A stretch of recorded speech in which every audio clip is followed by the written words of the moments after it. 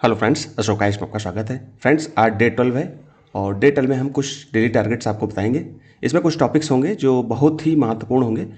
ठीक है, तो 2027 जिनका टारगेट है, 2027 में जिनको देना है वो बिल्कुल भी इस सीरीज़ को ना छोड़ें, क्योंकि ये सीरीज़ आप लोग समझ भी रहे होंगे। जिन्होंने निरंतर देखा है, इस सीरीज़ को फॉलो कर रहे हैं, उनको जरूर मदद मिल रही होगी।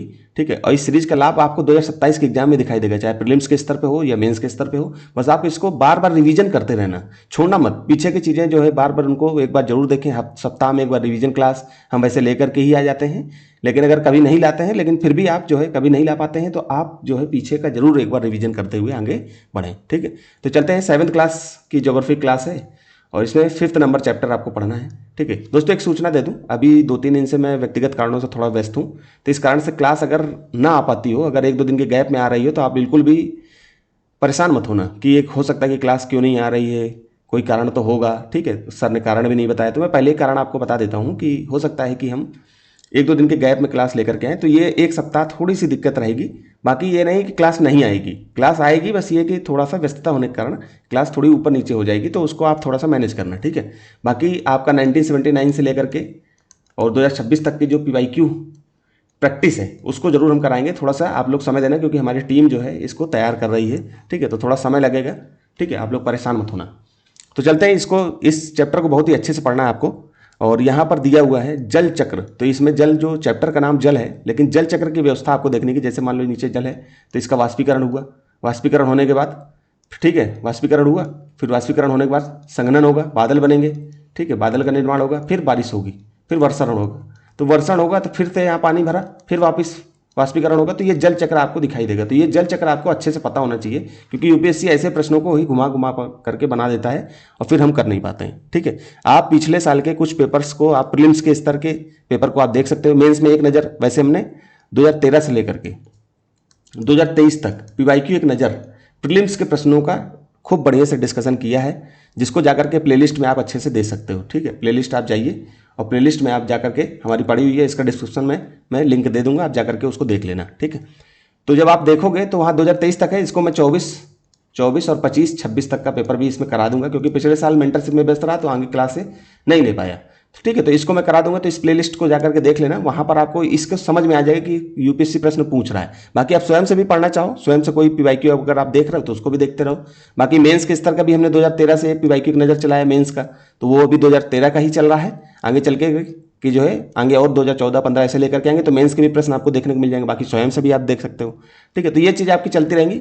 बाकी वो सीरीज अलग है, 1979 से जो हम चलाएंगे 48 सालों के पेपर, वो सीरीज प्रैक्टिस सीरीज है, उसको हम लोग प्रीलिम्स को ध्यान में रखकर पढ़ा रहे हैं। ठीक है, और बाकी डिटेल एनालिसिस जो प्रोग्राम चल रहा है 2011 से लेकर के 2025 तक का, वो अलग चलेगा।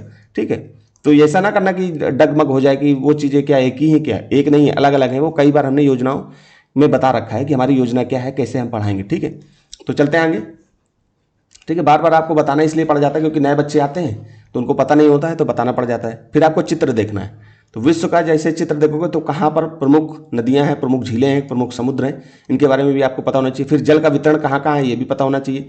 फिर महासागरीय परिसंचरण आपको अच्छे से पढ़ना है, उसमें तरंगे पढ़ना है, ज्वार भाटा पढ़ना है, धाराएं पढ़नी, महासागरीय धाराओं को बहुत अच्छे से पढ़ना है। ये पिछले 2-3 साल के पेपर देखोगे, 23-24, 22-23-24, 25-26 के, यहाँ पर इससे प्रश्न बने हैं। ठीक है, तो आप एग्जैक्ट, मुझे वर्ष नहीं याद आ रहा है, जब आप पीछे के PYQ देखोगे तो आपको खुद ही समझ में आ जाएगा कि ये इंपॉर्टेंट चैप्टर हैं। ठीक है, तो महासागरीय धाराएं, इसके चित्र को बहुत ही ध्यान से देखना है। बाकी बॉक्स में कुछ भी फैक्ट, शब्दावलियां या उदाहरण लिखी, उसको भी बहुत ध्यान से देखते हुए चलना है, क्योंकि यहीं से प्रश्न बनते हैं। ठीक है, बाकी आप दृष्टि की जो है वेबसाइट जाओगे, दृष्टि IAS की वेबसाइट, उसमें जो है NCERT के कुछ प्रैक्टिस पेपर पड़े हुए, मतलब प्रैक्टिस क्वेश्चन पड़े हुए, तो उन क्वेश्चनों को भी वहाँ पर यहाँ से पढ़ करके वहाँ प्रैक्टिस कर सकते हो।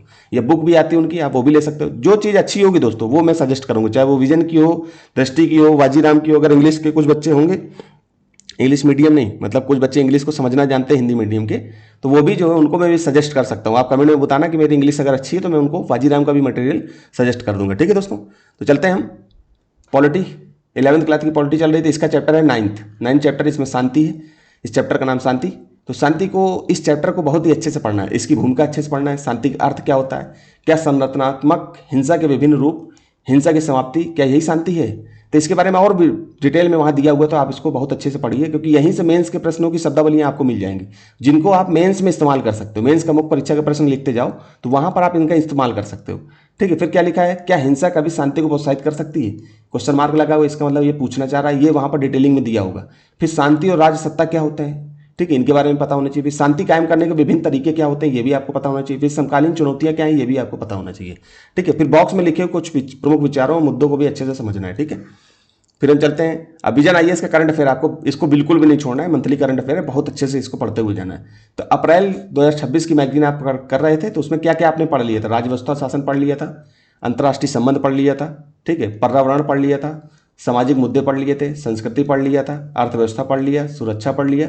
अब आपका विज्ञान और प्रौद्योगिकी 13 पेज का 2 दिन चलेगा, इसको भी हमको तेजी से पढ़ के खत्म करना है। ठीक है, अब देखिए कितनी जल्दी ये मैगजीन खत्म हो रही है। आप अगर स्वयं से पढ़ रहे होते तो हो सकता है कि अभी आप 2 ही चीज़ों में लटके होते कि राज्य व्यवस्था अंतर्राष्ट्रीय संबंध, बार बार उन्हीं को पढ़ रहे होते, हो सकता है मन भी न लग रहा हो। अभी तेजी से इसको पढ़ते जाइए। 15 दिन में आपने एक मैगजीन को 2 बार पढ़ लिया या 1 बार पढ़ लिया, फिर 15 दिन, महीने की मैगजीन को 15 दिन में 2 बार और पढ़ लिया, तेजी से रिवाइज कर लिया। 3 बार अगर आपने मैगजीन को पढ़ लिया तो वो चीज़ आपके दिमाग में कहीं ना कहीं सेट हो जाएगी। जब सेट हो जाएगी तो फिर कैसा भी प्रश्न आए, चाहे मेंस का है चाहे प्रीलिम्स का है, आप आराम से उसको कर लोगे। ठीक है दोस्तों, तो यही सब चीज़ें थी दोस्तों। फिर से मैं आपको बता दूं, थोड़ा व्यक्तिगत कारणों से व्यस्त हूं, तो सीरीज जो है चलेंगी, लेकिन 1-2 दिन का गैप हो सकता है, तो आप लोग मैनेज करना। ठीक है, बाकी आपको डेली टारगेट तो आपको डेली मिलता रहेगा। बस ये है कि समय ऊपर नीचे, जैसे मैं आज लेट इसको अपलोड कर रहा हूँ, वैसे 10 बजे आ जाती सुबह, लेकिन आज अभी जो है 4-5 बज रहा है।